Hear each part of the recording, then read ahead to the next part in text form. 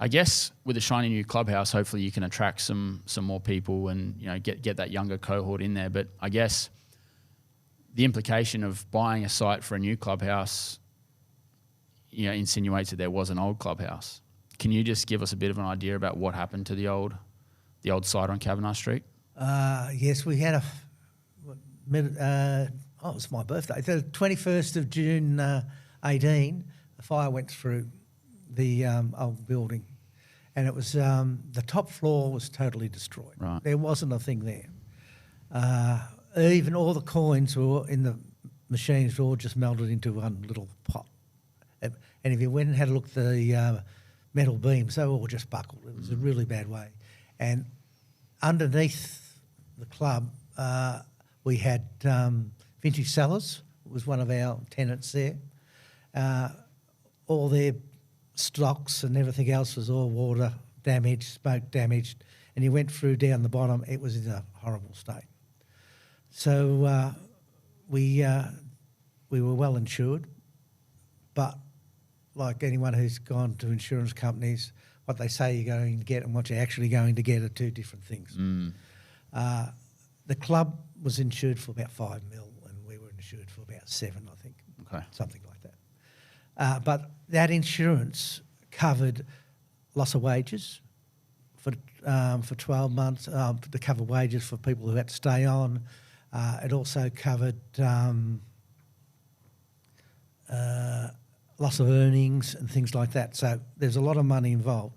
Now, when that burnt down, the club had debts of about $2.5 million, and they all still had to be paid. Right.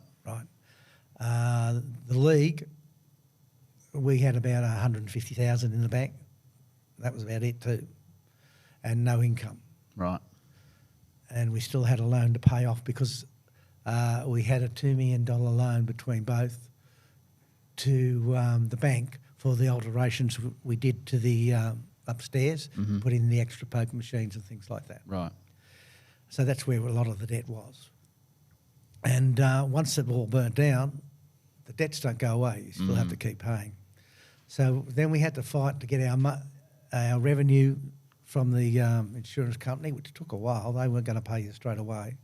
Then there was an investigation into it, and they came up with that there was an electrical fire through the roof. And so there was nothing suspicious there, like no arson or anything like that that they were thinking? They just said an electrical fire, and if you saw how many wires were up there from all the alterations, it wouldn't have surprised you.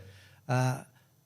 And that just took over. And because the building had been there since, so it was originally built in 72, I think. Okay. Right. So it's a pre-Tracy Yes, building. Yeah, I think it lost a bit of tin in Tracy, and that was about it. Wow. Yeah, it was brand new.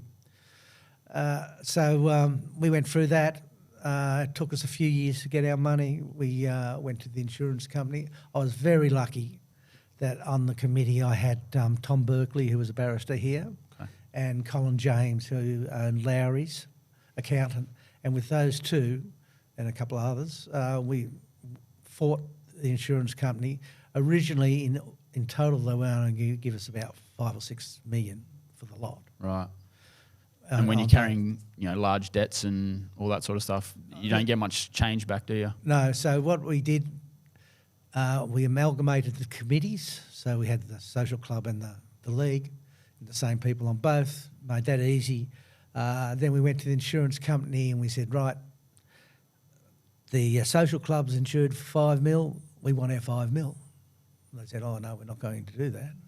We said, well, you go upstairs there and tell us what's left and we'll take that off. Right.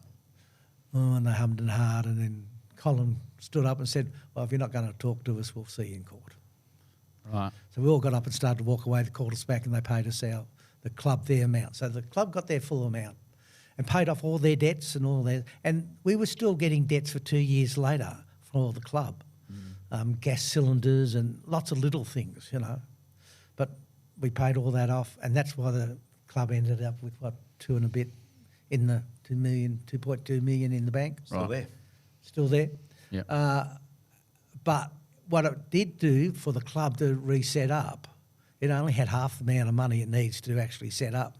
So that's why Char's when it came on the market, or I rang up about it, it was already fitted out. So it didn't mean we had to pay out millions for a fit out. It was already there. Right. And that's what made that a good-looking option. Yeah. We did look at other places around, like the Esplanade, we might talk about later, which would have been totally out there, totally new. Yep. And would it cost a fortune, I'm sure? No, it wasn't that dear to do. And Okay. plus I had a couple of grants to build that because Right. the people in the right place thought it was a good idea. So it wasn't going to cost us a lot of money to do that. It sounded like a lot, but it didn't, because it would have been an icon on itself. It would have made money by itself. It didn't need to be related to anything. It would have been in a good position. It would have been doing exactly what the RSL needed. A museum there for bombing of Darwin and everything, whatever happened in that area, and it would have been perfect. And with just a cafe downstairs for people walking along, have a coffee, whatever, it would have been great. But as we know, we missed out on that one. Yeah.